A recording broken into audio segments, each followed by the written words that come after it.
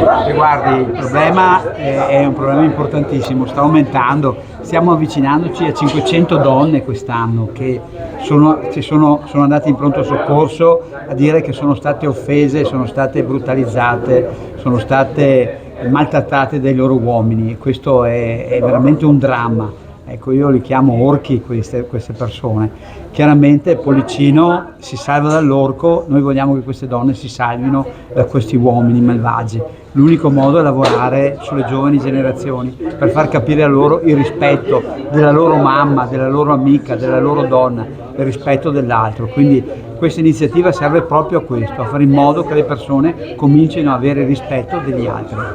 Quindi incontrare i giovani a scuola, incontrare i giovani nello sport, incontrare le aziende che danno una mano, è fondamentale fare rete. Assolutamente sì, lo sport è importantississimo come l'alimentazione, come diceva, lo sport è scuola di vita perché si impara a rispettare l'altro pur facendo uno sport anche come il rugby che ho giocato anch'io importante. Dall'altra parte è chiaro la scuola serve per educare, la famiglia è la prima fonte di educazione, ma poi c'è la scuola.